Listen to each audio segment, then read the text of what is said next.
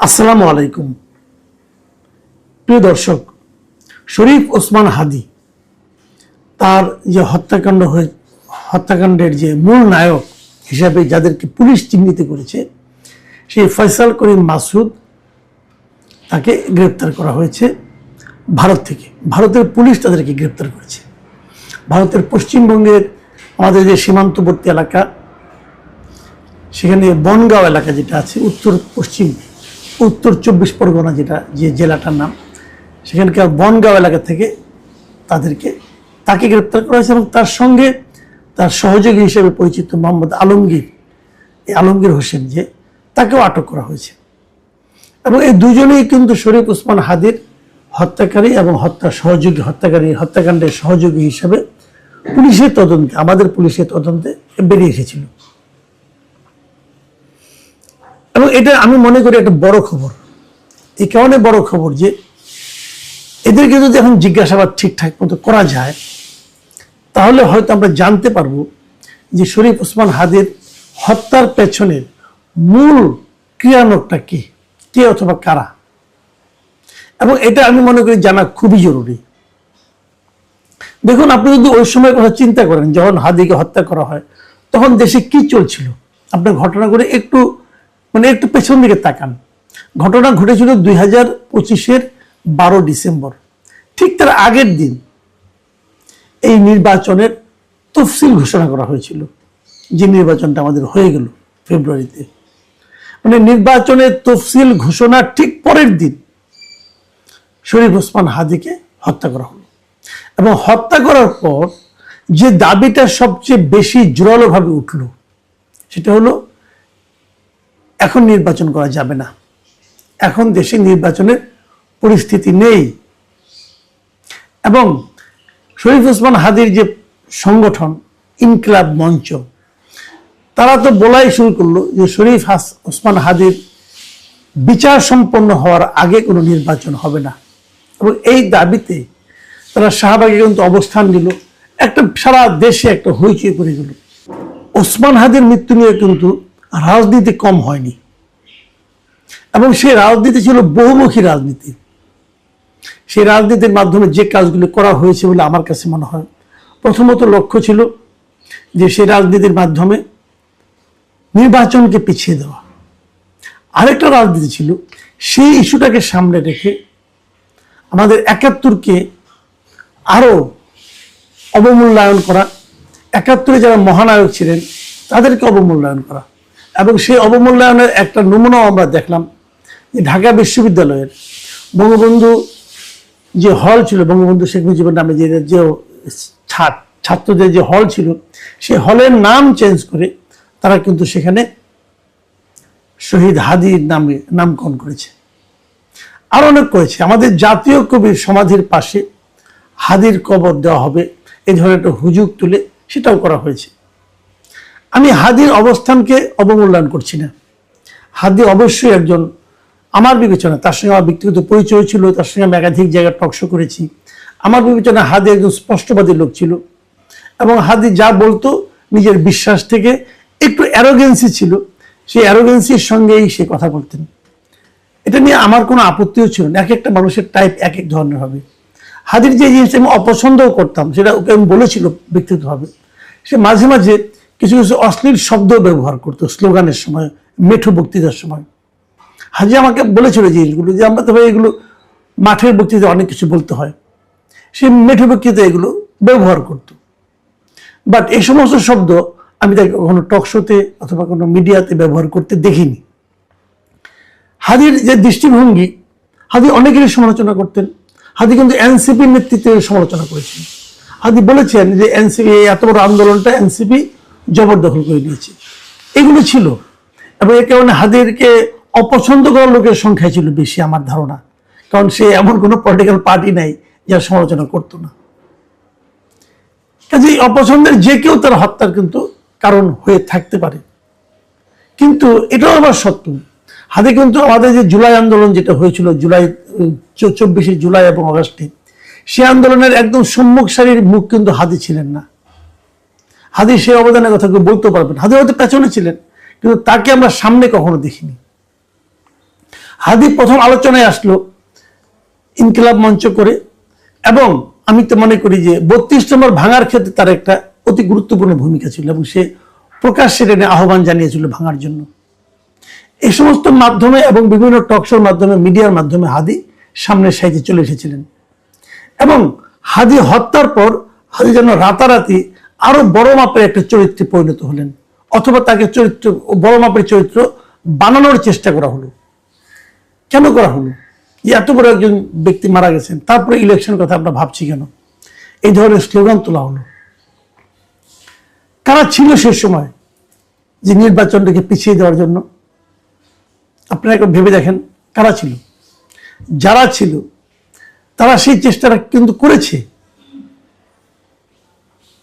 হাদির যে জানাজা হয়েছিল শেরেবাংলা এখানে অনেক বড় জানাজা, অনেক লোক উপস্থিত হয়েছিল। সেই উপস্থিতি নিয়েও নানা ধরনের বিতর্ক আছে। বলা হচ্ছে একটা বিশেষ রাজনৈতিক দল তারা সারা দেশের নেতাকর্মীদের সেই জানাজায় অংশ নেওয়ার জন্য পরিচিত করেছিল, আহ্বান জানিয়েছিল। তাদের উপস্থিতি এটাকে বড় করে দেখানোর একটা প্রজেক্ট ছিল। এরকম অনেক কিছু কিন্তু ছিল। হাদিকে নিয়ে সরকারও বাণিজ্য কম করে নাই। হাদির ভাইকে একটা কূটনৈতিক পদে নিয়োগ দেওয়া হয়েছিল। যাই হোক, অনেক কিছু হয়েছে হাদিকে নিয়ে। সেগুলো আলটিমেটলি সময়ের বিবেচনায় আগামীতে কতটুকু টিকে থাকবে, কতটুকু টিকে থাকবে না, এটা হয়তো সময়ই দেখা যাবে। কিন্তু সে আলোচনায় আমি এখন যাচ্ছি না। আমি যে আলোচনাটা করছি সেটা হলো যে এই ফয়সাল করিম মাসুদ এবং আলমগীরকে ধরা হয়েছে, ভারতের পুলিশ তাদেরকে ধরেছে। আমার ধারণা সরকার যদি ঠিকঠাক মতো তাদেরকে চায়, এবং যদি তাদের সঙ্গে যেহেতু আমাদের একটা বন্দি প্রত্যর্পণ চুক্তি আছে, আমরা হয়তো তাদেরকে আমাদের এখানে নিয়ে আসতে পারবো। যদি আমরা নিয়ে আসি তাহলে আমি মনে করি এই হাদির হত্যা, হাদির নিহত হওয়ার পেছনে মূল কারণটা আমরা উদ্ঘাটন করতে পারবো।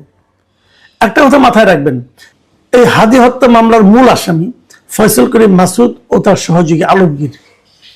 এদেরকে গ্রেপ্তারের পর ভারতীয় পত্রপত্রিকায় যে নিউজগুলি বেরিয়েছে সেখানে আমরা জানতে পেরেছি যে এই ফয়সাল করিম মাসুদ সেটিকে স্বীকার করেছে যে তিনি হাদিকে গুলি করেছেন। তো এই স্বীকারোক্তিটা অত্যন্ত গুরুত্বপূর্ণ। এবং এর মধ্যে আমি এটাও জেনেছি যে ভারতীয় পুলিশ তাকে 15 দিনের রিমান্ডে নিয়েছে। এই 15 দিনের রিমান্ডে নেওয়ার ফলে তারা এই 15 দিন তাদেরকে আরো অনেক জিজ্ঞাসাবাদ করবে, এবং সেই জিজ্ঞাসাবাদ থেকে আমরা আরো অনেক তথ্য হয়তোবা জানতে পারবো। কিন্তু সেটাই যথেষ্ট নয়, কারণ ওখানে কি জিজ্ঞাসা করবে, কি জানাবে, তারা কি বলবে, এর উপর নির্ভর করে আমি বলছি না। আমি বলছি ওটা একটা কারণ, ওটা একটা তথ্য হতে পারে, কিন্তু হাদিকে আমরা ফেরত পাবো বলে আমি আশা করি। কারণ ভারতের সঙ্গে আমাদের কিন্তু বন্দি প্রত্যর্পণ একটা চুক্তি আছে। সেই চুক্তির মাধ্যমে যদি হাদিকে আমরা আনতে পারি, ওখানকার জিজ্ঞাসাবাদের ফলাফল এবং এখানে আনার পর আমাদের জিজ্ঞাসাবাদের ফলাফলের মাধ্যমে আমার ধারণা আমরা হাদি হত্যার পেছনে মূল কারণটা কি, কে বা কারা জড়িত, তা হয়তো জানতে পারবো। একটা কথা মাথায় রাখবেন, ট্রিগার যে টেপে সে খুনি, কোনো সন্দেহ নাই। কিন্তু এই ট্রিগার টিপে যে ব্যক্তিটা, সেই একমাত্র ব্যক্তি, এটাও সবসময় কিন্তু সত্য নাও হতে পারে। সে ভাড়াটে খুনিও হতে পারে। তাকে হয়তো কেউ বিপুল অঙ্কের টাকা দিয়ে এই কাজটা করতে বলেছে। কে দিয়েছে টাকা, কে বা কারা দিয়েছে টাকা, সেটা হলো সবচেয়ে জরুরি প্রশ্ন। যে খুন করেছে, যে ট্রিগার টিপেছে, তার তো শাস্তি হবে। কিন্তু এই ট্রিগার টেপার জন্য যে তাকে প্রয়োজিত করেছে অথবা যে তাকে নিয়োগ করেছে, তার শাস্তি তো আরো বড়। এবং সে কে এবং তার কি উদ্দেশ্য ছিল, এগুলো কিন্তু উদ্ঘাটন করা আমি মনে করি এই সময় একটা জরুরি কাজ। এরই মধ্যে কিছু কিছু ঘটনা আমরা সোশ্যাল মিডিয়ায় দেখতে পাচ্ছি, সেগুলো আমি একেবারে ইগনোর করতে বলবো না, বলবো সেগুলো আপনারা একটা মাথায় রাখেন। যেমন একজন সোশ্যাল মিডিয়ায় খুবই একটা পরিচিত মুখ, নীলা ইসরাফিল, তিনি একটা কথা বলেছেন। তার একটা ফটোকার্ড দেখলাম, তার পেজে দেখলাম যে ওসমান হাদি হত্যাকাণ্ডের 2 অভিযুক্ত গ্রেপ্তার হওয়ার খবর সামনে আসার সাথে সাথে ইনকিলাব মঞ্চের জুমা তার ফেসবুক আইডি অফ করে দিয়েছে। কিন্তু কেন? এখন এই প্রসঙ্গগুলো কিন্তু আসছে, অনেকেই দেখলাম ফেসবুকে এটা নিয়ে আলোচনা করছে। এই যে জুমা, যার কথা বলা হচ্ছে, সে ইনকিলাব মঞ্চের একজন ব্যক্তি। ইনকিলাব মঞ্চে আরো কয়েকজন ব্যক্তি আছে যা নাকি হাদির হত্যাকাণ্ড নিয়ে বিচারের জন্য রীতিমতো মানে আপনার শাহবাগ বন্ধ করে দেওয়া, আন্দোলন করা, সরকারকে বিব্রত করা, এই ধরনের ঘটনা কিন্তু অনেকেই কিন্তু করেছেন। এখন সেই যারা করেছিল তারা অনেকেই কিন্তু এখন চুপ হয়ে আছে। আমি খুব বিস্ময়ের সঙ্গে লক্ষ্য করলাম যে হাদির হত্যাকারীকে যখন গ্রেপ্তার করা হলো এবং এই গ্রেপ্তারের পর যে ইনকিলাব মঞ্চ যারা এত আন্দোলন করলো তাদের কোনো প্রতিক্রিয়া দেখলাম না। তারা যে সন্তোষ প্রকাশ করবে কি করবে না আমি দেখিনি, আমার চোখে পড়েনি। অথবা জামাত ইসলাম বলেন, অথবা এনসিপির কথা বলবো না, জামাত ইসলামের কথা বলছি আমি তাদেরও কোনো পেজ, অথবা হাদি মৃত্যুর পরে কিন্তু জামাতের আমির পর্যন্ত এটা নিয়ে করেছিলেন, ফেসবুকে লিখেছিলেন, পোস্ট করে দিয়েছিলেন। এখন কিন্তু সেরকম কিছু আর দেখছি না। এইগুলি কেন, সেগুলি কিন্তু আমি মনে করি যে দেখা দরকার। আর এই যে ফাতেমা তাসনিম জুমা যার কথা বলা হচ্ছে এবং যার দিকে অনেকেই বলছে যে উনিও নাকি এই ঘটনার পেছনে জড়িত থাকতে পারেন। একজন বলছে যে ফয়সাল গ্রেফতার হওয়ার সাথে সাথে নাকি জুমার তার মোবাইল সিম বন্ধ হয়ে গেছে, তার ফেসবুকে অ্যাকাউন্ট হয়েছে। এগুলি সত্য মিথ্যা আমি জানি না, এর মধ্যে অনেক কিছুই থাকতে পারে, কিন্তু সেগুলো কিন্তু আমি মনে করি বিবেচনায় নেওয়া দরকার। অনেক সময় এরকম ঘটনা আপনাদের নিশ্চয়ই মনে আছে যে বরগুনায় একটা হত্যাকাণ্ড হয়েছিল, সেখানে মিন্নি নামে একটা মেয়েকে কিভাবে দেখা গেল যে যিনি সঙ্গে ছিলেন, যিনি প্রেমিকা ছিলেন, স্ত্রী ছিলেন যিনি, তিনি নাকি পরে দেখা গেল যেটা মূল মাস্টার মাইন্ড। এখন এরকম কিছু হয়েছে কিনা আমি জানি না, আমি বলতে পারবো না, কিন্তু আমি মনে করি সমস্ত অপশনগুলি পুলিশকে এখন থেকে মাথায় রাখতে হবে। তা না হলে কি হবে, প্রয়োজনের সময় কিন্তু আপনি দেখবেন যে পাখি উড়ে গেছে। সেটা যেটাই হোক, যাই ঘটুক, কার মাধ্যমে কি ঘটেছে, কিভাবে চেইনটা কিভাবে ছিল আমি জানি না, হয়তো উদ্ধার হবে।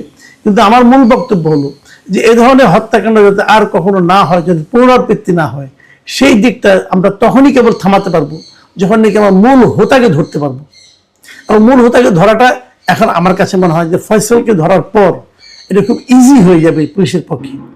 এখন পুলিশ অথবা আমাদের তদন্তকারী কমিটির যারা আছেন, তদন্তকারী কর্মকর্তা যারা আছেন, তারা সেই সুযোগটা নেবেন কিনা, অথবা এই সরকার সেটা নিতে চাইবে কিনা, নিতে বলবে কিনা, সেগুলোও কিন্তু আমাদের সামনের দিনগুলিতে আমরা দেখতে পাবো।